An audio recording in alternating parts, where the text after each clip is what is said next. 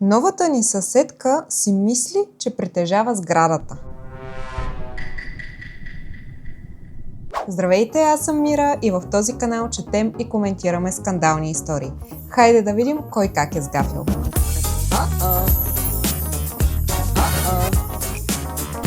Така, започваме. Аз, жена на 31 години, живея в блок с 6 апартамента. Преди месец апартаментът над моя беше пуснат за продажба и се продаде сравнително бързо, а новата собственичка се нанесе преди по-малко от седмица. Тази сутрин станах да изхвърля боклука и намерих бележка залепена на вратата ми. Помислих си, че е нещо от типа "Здравейте, аз съм новата в сградата". Няма как да съм била в по-голяма грешка. Скъпи наемателю, наскоро купих вашата сграда и исках да се представя. Казвам се еди каква си и мисля, че ще ме намерите за справедлив наемодател. Но имам правила.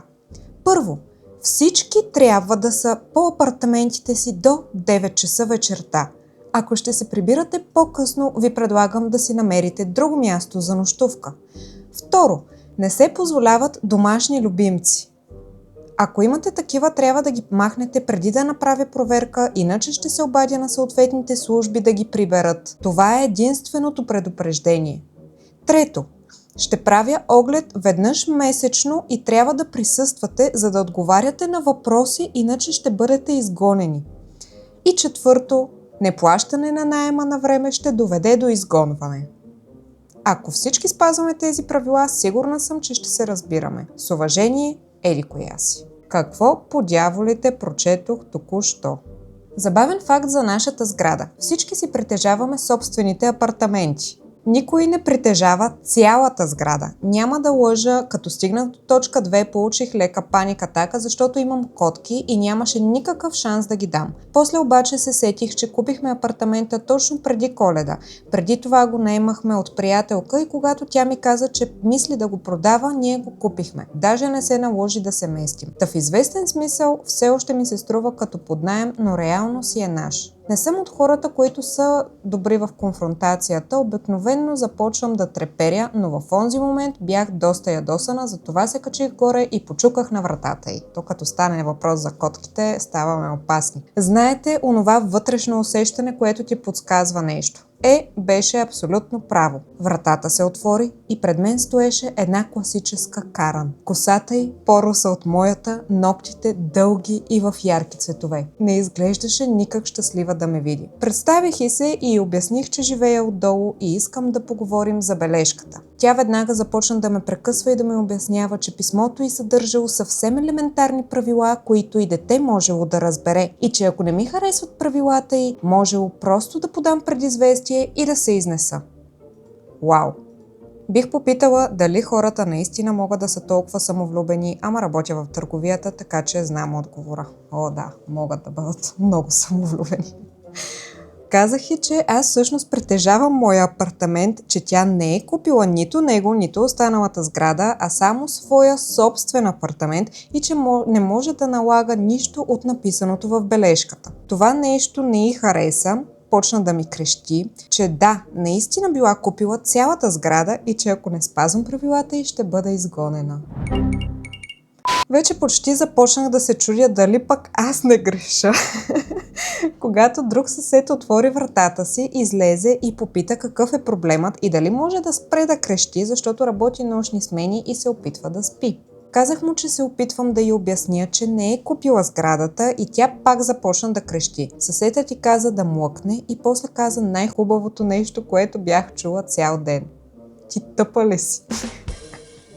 Ченето й направо увисна, докато той обясняваше колко много греши и че всъщност е част от управителния съвет на сградата, така че тя няма никакво право да измисля правила за всички останали. Накрая ни хвърли един мръсен поглед и ни тресна вратата. Аз му благодарих, а той каза, че за цялото време, откакто живее тук, не е виждал толкова нагъл човек. Пост 2. Новата ни съседка си мисли, че може да паркира където си иска.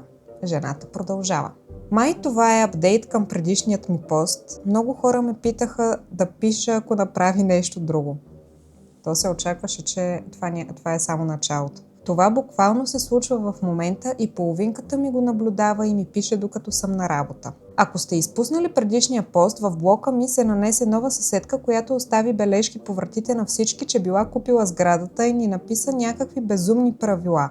Не притежава сградата, а само един апартамент. И още не сме решили дали е луда или просто тъпа.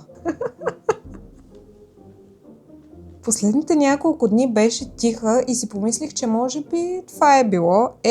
Да, ама не. Всеки апартамент в сградата има едно определено паркомясто. Само едно. Аз си паркирам на моето, а половинката ми паркира колата на улицата от другата страна на сградата. Имаме и едно място за гости. Паркингът е съвсем малък. 6 места за живущите и едно за гости. Мястото за гости почти винаги е празно и съседите са казвали, че партньорът ми може да си паркира там ако иска, защото сме единственият апартамент с 2 коли, но на него не му пречи да си паркира на улицата. Тази сутрин той се събудил от викове. Кухненският ни прозорец гледа към паркинга и той надникнал тайно през прозореца и видял наглата съседка до колата на един от милите ми съседи. Карали се на висок тон. Тя крещяла, че имала втора кола и трябвало неговото място и че той трябвало да си премести колата, иначе щяла да я вдигне с паяк. Той повтарял, че това е неговото място и че тя може или да паркира на мястото за гости, или на улицата, а ако му вдигне колата, ще я обяви за открадната.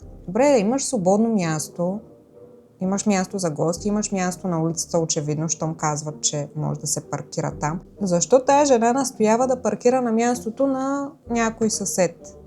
Сигурно иска да си паркира колите една до друга. И ние имаме един такъв тук от съседния вход. Половинката ми каза, че тя продължавала да крещи, че може да паркира където си поиска и че той трябва да се махне, иначе... Точки. Та затова той решил да премести своята кола на моето празно място, докато съм на работа, в случай, че се опита да паркира там. Последното съобщение, което ми прати, беше, че тя се е качила бясна горе и си е треснала вратата. Апдейт. Прибрах се от работа и тя е паркирала втората си кола на мястото за гости. Ето, има решение. Но толкова криво, че е блокирала входа на паркинга. В момента съм паркирала на улицата, но съм твърде уморена, за да се занимавам с нея. Апдейт 2. Извинявайте, че написах по-рано. Както казах, колата й на практика блокираше входа и се наложи да паркирам на улицата. Според мен го е направила нарочно. На следващата сутрин, когато станах за работа, още беше там, но като се прибрах, вече я нямаше. Питах половинката ми, защото той си беше вкъщи и той каза, че дошъл паяк и я е вдигнал. Още не знам кой съсед се е обадил, но имам подозрение, че е същият, с когото се караше. Той каза също, че тя е била тиха цял ден, само от време на време се чували стъпки. Пост номер 3. Наглата съседка не дава на никого да ползва простора. Пак съм тук. Както много от вас предвидиха, наглостта й порасна. В случай, че сте изпуснали апдейта към предишния ми пост, колата й беше вдигната, но не знам от кой съсед. Това доста я ядоса, но тъй като аз бях на работа, нито мен, нито половинката ми ни е обвинявала. Цяла седмица валеше и понеже нямам сушилня, не можах да пера големи неща като чершафи и кърпи. Само дрехи, които мога да суша вътре. В събота най-сетне изгря слънце и аз направо излетях от работа, измъкнах партньора ми от леглото и започнах да пера всички одеяла, чершафи и кърпи, за да ги изсуша преди пак да завали. Успях да изпера 5 перални с чершафи, одеяла и хавлии и ги прострях навън. Просторът е общ. Всъщност има 2 различни линии за простиране и до сега не сме имали проблем. Прострях и последната пералня и се прибрах да си почина. Около час по-късно излязох, за да прибера първата и видях, че абсолютно всичко, което бях простряла, е на земята. Нищо не беше на мястото си. Всичко беше свалено и щипките ми, както и кошничката им ги нямаше. Повечето неща още бяха мокри и вече бяха и целите в као. Извиках половинката ми, той ми помогна да приберем всичко вътре, след което се качих горе и почуках на вратата й. Когато отвори, я попитах дали тя е свалила прането ми от простора. Тя ми каза с доволна физиономия, че не ми била дала разрешение да ползвам нейния простор и че следващия път, ако съм любезна и попитам, може и да ми позволи. Вижте сега, ще съм честна с вас. Работя в търговията и се занимавам с кошмарни клиенти, така че знам как да запазя спокойствие около такива хора. Опитах се да съм учтива за цялата история с бележката и колата, но леглото ми е моето безопасно място и аз исках да ми е чисто, а тя се изгаври с това просто от инат. Спокойно й казах, че всички можем да използваме простора, че той е част от сградата и никой не трябва да иска нейното разрешение. Тя се опита да ме прекъсне, но аз просто вдигнах ръка и й казах, че съм от управителния съвет на сградата, знам всички правила и кой какво притежава и че е време да се извади главата от задника, да порасне и да спре с това поведение, защото не й прави никаква услуга. Накрая й пожелах приятен ден, преди тя да ми тресне вратата. Пост номер 4. Наглата съседка прави парти. Искам да знам само и на колко години е наглата съседка. Руса коса, дълги ногти. Представям си я на около 40. Примерно. Добре. Пост номер 4. Много ми се искаше съседката ми най-накрая да се успокои, но ето ни пак. Само че тази история според мен има задоволителен край. Случи се буквално снощи и още съм малко уморена, така че извинявайте за грешките. Няма проблем.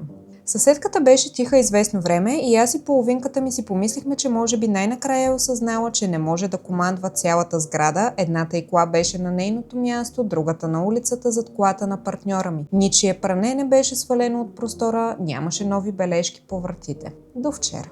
Понеже сме в апартамент на партера, имаме странична врата, която е към общия двор. Мисля, че единствените пъти, когато я ползвам, са за да проветря или като пряк път до простора. Както и да е. Вчера си вършихме нашите си неща, когато видяхме наглата съседка и още няколко души да подреждат маси и столове в двора. Няма проблем. Общо пространство е. Няколко минути по-късно се чука на страничната врата и там е тя. Партньорът ми отвори, стъклена плъзгаща врата е, така че тя ни виждаше и нямаше как да се правим, че ни няма, и я поздрави нормално. Тя ни каза, че ще прави парти и че трябва да махнем дървените си съндъчета за цветя от нашето вътрешно дворче, защото й трябвало място за барбекюто. Не. Първо, това дворче е наше. Не е общо пространство и второ, съндъчетата стоят точно до стъклената врата и изобщо не искам някакви случайни хора да ми надничат в хола цяла вечер, докато си готвят. Партньорът ми напомни, че не притежава сградата и че няма да местим нищо, когато една от приятелките й попита: "Абе ти какво по дяволите правиш, нали вече сложихме барбекюто в двора?"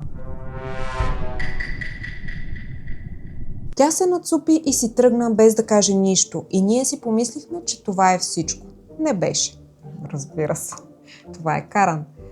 Минаха няколко часа, дръпнахме си пердетата за малко лично пространство, който е проектирал тази сграда, очевидно изобщо не е мислил за уединение, ама както и да е. Чуваха се разговори, смях и готвене. Обичайните звуци от парти на двора, когато пак се почука. Аз приготвях вечерята, така че приятелят ми отвори. Този път беше една от приятелките й, която каза, че й се ходи до тоалетна и че наглата съседка й казала просто да почука на нашата врата, вместо да се качва горе. Партньорът ми учтиво й каза, че съжалява, но не може да ползва нашата тоалетна. Тя се извини, че е почукала и че ни е притеснила. Няма и 2 минути по-късно някой започна да блъска по вратата. А приятелят ми вече беше бесен.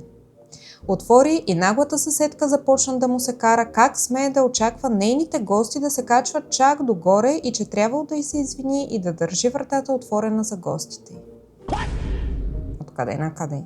Приятелят ми по принцип е много спокоен човек, лесен за общуване и разумен, но в този момент му падна пердето. Каза и да се разкара и да спре да ни занимава, да се извади главата от задника и че не може да си присвоява всичко, което види. Нашата баня не е нейна, гостите й могат да ползват нейната и ако още веднъж почука на нашата врата, ще извика полиция за тормоз. В този момент една от приятелките й дойде, каза на наглата съседка, че трябва да ни остави на мира и да спре да ни досажда, след което ни се извини и ни пожела приятна вечер. Очаквахме партито да е шумно и да продължи цяла нощ, но всъщност приключи сравнително рано. Май към 1 през нощта. Не е много рано, 1 през нощта, но нали не са седяли и до сутринта. Ма какви са тия, как може тия хора? Явно си я познават Каран, щом идват и я прибират и вече за кой път ти казват престани, нали, направихме това, стига им досажда. Тази сутрин, когато станах, всичко в двора беше разчистено, но съндъчетата ни бяха обърнати. Шегата е за нейна сметка, защото още не бяхме засадили нищо в тях и повечето пръст вътре беше използвана котешка тоалетна. Ползвам почва вместо котешка постелка, защото е по-евтино. Така че сега може да се наслаждава на аромата на старите от котките ми. Ама защо си държиш там в съндъчетата на котките ти? Не знам. Няма ли при вас да се усеща този аромат? Окей. Пост номер 5. Много искаше да гали котката ми. Коя котка? Пак съм тук. Бях решила, че съседката ми най-накрая се е поуспокоила, ама то ти това го решаваш от няколко месеца вече. Сега да видим какво е направила. Бях решила, че съседката ми най-накрая се е поуспокоила и че е приключила с нейните изпълнения. Чувам я от време на време да се кара с съседа отгоре, но това е всичко. Това се случи днес след обед и още се чудя как точно и работи мозъкът. Понеже съм на партера, имам стъклена плъзгаща се врата, която излиза към общия двор. Не съм много щастлива от това, но общо взето я ползваме повече като прозорец. Тъй като денят беше приятен и хладен, бях оставила вратата отворена, но мрежестата врата беше затворена и заключена, за да се проветри къщата след дъждовете, защото вътре миришеше на застояло. Всеки път, когато тази врата е отворена, котките ми сядат до нея и гледат птиците навън. Бях доста изморена и половинката ми предложи да полегнем и да подремнем, докато пералнята приключи. Казах си, защо не? Днес е тихо и двамата си легнахме. Около час по-късно се събудихме от някакво дрънчане в хола и аз си помислих, че може би някоя от котките пак се е опитала да се катери по мрежестата врата. Станах, за да им се скарам и заварих наглата съседка да се опитва да отвори мрежестата ми врата. Буквално я дърпаше с такава сила, че цялата врата се тресеше. Попитах я какво по дяволите прави, а тя ми каза, че била видяла котките ми пред вратата, докато отивала да простре и искала да ги погали, ама вратата била заяла. Казах и, че не е заяла, а е заключена. Защото това е частен дом и тя не може просто да влиза, когато си поиска. Тя продължаваше да дърпа вратата и да крещи, че нямам право да държа котките далеч от хората. Чакай, само момент. Сигурите хора. Тя продължаваше да дърпа вратата и да крещи, че нямам право да държа котките далеч от хората, ако те искат да ги галят. И че тя имала право да им показва истинска любов.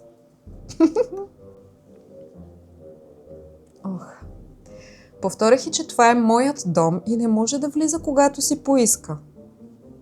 Аз не знам. Да трябва да обясняваш на възрастен зрял човек, че това е твоя дом и той просто не може да влезе. Скандално! Така, това явно страшно я вбеси. Вбеси, тя притежава цялата сграда, притежава двора ви, притежава котките ти, притежава дома ти, притежава тоалетната ти. Тя има право на всичко. Това явно страшно я вбеси и тя започна да ми крещи, че съм малка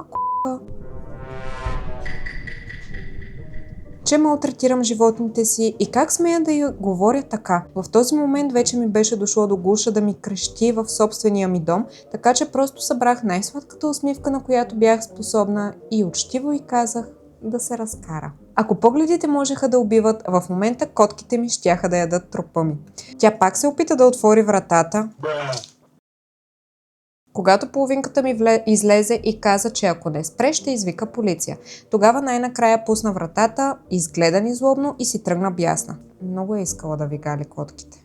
Излишно е да казвам, че вече си поръчахме още една камера за тази врата и да, котките ми са чипирани. Да, това щях да кажа, че ако не бяхте заключили вратата, тя дали всъщност е искала да гали котките или да направи някоя мизерия и да ги пусне навън. И да избягат и повече да не си видиш котките. Допълнение. Да добавя и това, защото се повтаря в коментарите. Телефонът ми се зареждаше в спалнята и не го взех със себе си, когато станах. Там, където живея, полицията не е особено полезна, освен ако нещо не се случва буквално в момента, но аз не искам да й обръщам гръб, докато е в такова състояние. Да, нормално. По-добре е да седиш пред нея, че не се знае. Половинката ми стана чак когато чу виковете, защото първоначално помислил, че говоря на котките. Пост номер 6. Стана твърде тихо. От няколко седмици е много тихо. Нека да познае. Сигурно си помислила, че съседката ти вече се е успокоила, че е спряла и че е свикнала, че не притежава цялата сграда и апартамента ти и котките, нали? По принцип, постоянно я чувам да се кара с друг съсед, но напоследък нищо. Миналата седмица си купих нова кола. Ей! И тя е малко по-голяма от старата, така че още не съм достатъчно уверена да я паркирам на моето място и временно си я оставям на улицата. Онзи ден се прибирах от работа и видях млад мъж да стои на нейния балкон. Беше доста любезен, позdraви ме и се представи като нейн племенник, след което ми обясни защо е там. Счупила си е крака. Явно на последната семейна вечеря се спънала в куче. Тя май не харесва кучета, само котки. И се счупила крака. И сега стои при роднини, защото не може да се качва и слиза по стълбите. Той каза, че наглежда апартамента, защото тя не вярвала на съседите си, но сам призна, че всички сме много мили и тихи и че може би тя просто е луда. Защо ми племенника и го казва? Честно, едва се сдържах да не запея и затанцувам на място. Това беше. Пост номер 7 имаме. Наглата съседка се върна и иска да се изолирам другаде. Аз ти казах. Чак да пееш и да танцуваш, той крака ще се възстанови. Тя се връща. Ти какво си мислиш? Тя притежава сградата. Върна се. Надявах се, че след като си счупи крака, изобщо няма да се върне, но миналата седмица чухме трясване на врата горе. Погледнахме навън и да, колата й беше там. Нямам представа дали племенникът, който гледаше апартамента, още е там или не. Преди няколко дни дадох положителен тест за онзи вирус, за който всички шептят и си стоя в къщи както трябва, умирайки тихичко. Напълно вакцинирана съм, така че не е толкова страшно, но можех и без тези главоболия. Партньорът ми беше навън цяла събота, защото купуваше новата си кола и се прибра късно след обед, като я паркира на задната тревна площ, за да я измие набързо с маркуча. Аз стоях вътре и гледах през плъзгащата се врата, когато чух как балконската й врата се отваря и тя започва да му крещи да се маха от нейната морава. Той каза да си гледа работата. Това на него просто му е писнал вече. Каза да си гледа работата, че това не е нейната морава. Дале. И че ще приключи, когато приключи. И може ли да спре да крещи, защото аз съм с COVID и от това главоболието ми става още по-зле. Това се оказа грешка. Чух я как тропа надолу по стълбите и започва да блъска по вратата ни, крещейки, че аз съм заразна и че трябва да се изолирам някъде другаде, преди да я разболея и че ако не си тръгна, ще извика полиция. Но откъде да си тръгнеш? Казах и през входната врата, че й е повтаряно многократно, че не може да ни гони от собствения ни дом, който си притежаваме. Аз си стоя вътре, а ако иска да звъни на полицията, да заповяда, но най-вероятно тя самата ще отнесе глоба за губене на времето им. Според половинката ми, който точно тогава влизаше, след като беше преместил колата, тя изглеждала направо бясна, но щом го видяла, се качила обратно по стълбите.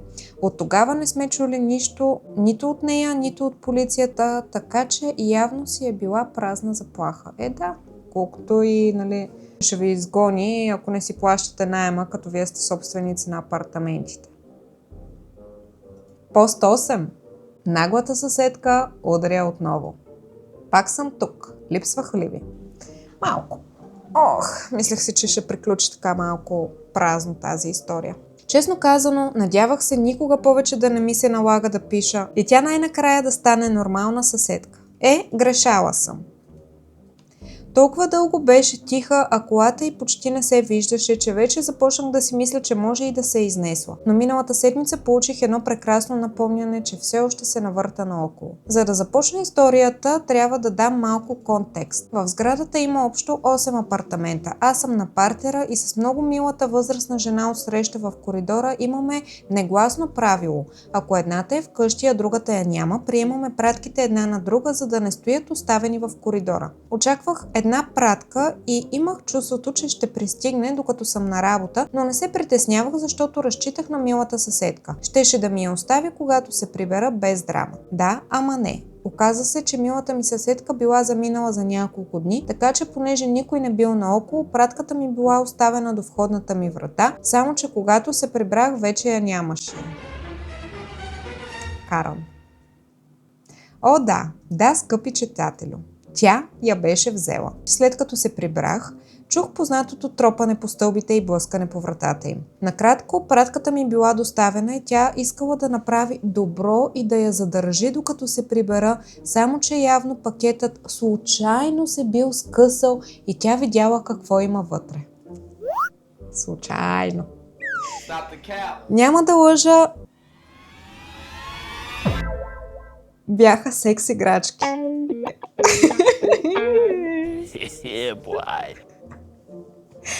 Каране нацелила правилната пратка, която да открадне. Обичам да си огаждам. Съдете ме колкото искате. Ма не, защо да те съдим? Окей. В момента, в който отворих вратата, тя хвърли пакета по мен. Ама, беше ли го затворила или направо те замери с играчките? Тя хвърли пакета по мен и започна да крещи каква отвратителна извъртенячка съм и че трябва да се изнеса преди това да се разпространи. Аз си казах, че отварянето на чужда поща е престъпление. Не е престъпление да си купуваш такива неща. Но все пак и благодаря, че се е погрижила за пакета ми. Това е. Нямаме повече апдейти за тази история с съседката и за съжаление авторката даже си е изтрила профила, така че не можем да проследим какво се е случило, но със сигурност има продължение. То с такава съседка просто купона никога не свършва, докато не си продаде някой от вас апартамента и не се разделите. Това беше нашата история с наглата съседка. Беше доста дълга и нямаме време за втора история. Ако ви харесват такива видеа, абонирайте се за канала, защото предстоят още много. Чао за сега!